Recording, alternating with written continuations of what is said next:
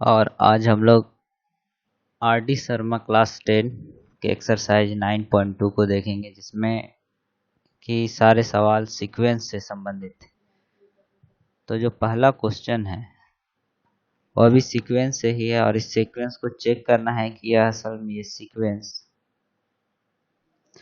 Arithmetic progression से संबंधित है कि नहीं। ये सीक्वेंस अर्थमेटिक प्रोग्रेशन से कोई संबंध रखता है कि नहीं। और जो सीक्वेंस का फॉर्मूला दिया हुआ है वो कुछ इस प्रकार से है, an इक्वल टू 5n-7, और हमें चेक करके ये बताना है कि ये अर्थमेटिक प्रोग्रेशन में है या नहीं। अर्थमेटिक प्रोग्रेशन चेक करने का सबसे जो आसान तरीका होता है वह है कि कॉमन डिफरेंस हमें चेक करना पड़ता है। अगर कॉमन डिफरेंस सभी का सेम है तो वो अर्थमेटिक प्रोग्रेशन का ही एक रूप है, वह सीक्वेंस अर्थमेटिक प्रोग्रेशन में सजा हुआ है। तो यहाँ हम देखेंगे पहला क्वेश्चन। पहले क्वेश्चन में हमें दिया हुआ है कि an equal to 5n-7, an equal to 5n-7। अब n के जगह में हम लोग 1, 2, 3, 4, 5 यानी कि पहला पद, दूसरा पद, तीसरा पद, चौथा पद और पांचवा पद बैठाएंगे। देखेंगे कि पहले पद में कौन सा अक्षर है। तो यहाँ पे a1 बैठा कर देखेंगे। a1 बैठाने से हमारा आएगा -2, यानी पहला पद है -2। फिर हम 2 बैठा कर देखेंगे तो आएगा आंसर 3। वैसे ही 3 बैठा कर देखेंगे तो 8, और 4 बैठा कर देखेंगे तो 13 आएगा। इसका मतलब है कि पहला पद -2 है, दूसरा पद 3 है, तीसरा पद 8 है और चौथा पद 13 है। अब अंतर पता करेंगे कि इन -2 और 3 के बीच में कितना का अंतर है।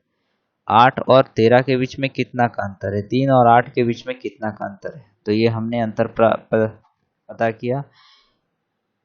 a2 जो दूसरा पद है उसमें पहला पद को माइनस करने पर मिलता है 5, यानी 5 का अंतर है। a3 जो कि तीसरा पद है उसे दूसरे पद से माइनस करने पर मिलता है फिर से 5, यानी 5 का अंतर है। यानी कि हर जगह समान अंतर है, समान अंतर है। इसका मतलब है ये पूरा का पूरा सीरीज जो है वह एपी में है।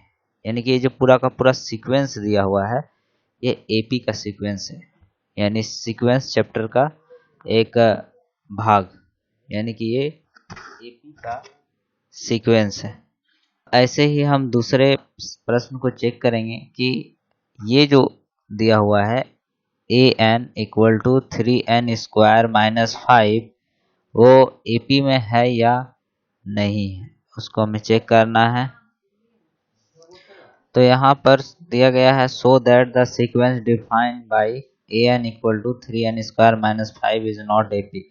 यह एपी में नहीं है, तो हम लोग यहाँ n के जगह में 1 रख के देखेंगे, यहाँ पे भी 1 रखेंगे, 2 रखेंगे, यहाँ पे भी 2 रखेंगे, और चेक करेंगे कि पहला पद जो आ रहा है, दूसरा पद जो आ रहा है, तीसरा पद जो आ रहा है, चौथा पद जो आ रहा है, उसको उससे घटा कर देखेंगे कि जो ये निकल रहा है, डिफरेंस निकल रहा है, वो सेम आ रहा है कि नहीं आ रहा। अगर वो सेम नहीं आ रहा है इसका मतलब है वो एपी में नहीं है। इसके बाद हम तीसरा नंबर क्वेश्चन भी ऐसा देखेंगे कि इसको भी चेक करना है कि यह एपी में है या नहीं है, और उसके बाद हमें इसका 15वां पद निकालना है। तो 15 पद निकालने के लिए n के जगह में 15 लिख के हम इसके 15वां टर्म को निकालेंगे। यानी पहले हमें चेक करना है एपी में है या नहीं। अगर एपी में है तो इसका 15वां पद निकालना है, और उसके बाद हमें बताना है कि कॉमन डिफरेंस कितना है इन सब के बीच में। कॉमन डिफरेंस, तो कॉमन डिफरेंस पता करना है। तो सबसे पहले एपी में है कि नहीं पता करना है, फिर 15 टर्म इसका क्या होगा वो पता करना है, कॉमन डिफरेंस पता करना है। इसके बाद 9.2 चैप्टर आर डी शर्मा का खत्म हो जाता है और आते हैं 9.3 नंबर चैप्टर पे। तो 9.3 नंबर चैप्टर हम लोग अब देखें। 9.3 चैप्टर में हम देखेंगे कि पहला पद हमें बताना है, और यह बताना है कि समानांतर अंतर कितना है, यानी कि दूसरा पद और पहले पद के बीच में कितने का अंतर है। तो हम लोग यहाँ पर देखेंगे कि पहला नंबर क्वेश्चन -5, -1, 3 और 7 और ऐसे ही करके और ऐसे ही करके बाकी क्वेश्चनों को भी हमें चेक करना है। तो हमने यहाँ पर पहला नंबर क्वेश्चन को चेक करके हमने यहाँ पे बताया है कि ये पहला पद है, ये दूसरा पद है, ये तीसरा पद है और ये चौथा पद है। हमने इसमें पहला क्वेश्चन यह है कि पहला पद बताएं, तो हमने पहला पद बता दिया। दूसरा चीज हम इसमें देखेंगे कि अंतर कितने का है, तो a2 माइनस A1 करके देखेंगे कि अंतर कितना आ रहा। A3 माइनस A2 करके देखते हैं कि कितना आंसर आ रहा।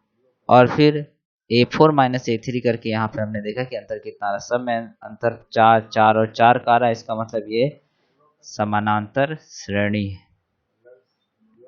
और ऐसे ही करके आपको ये 3 क्वेश्चन करने हैं।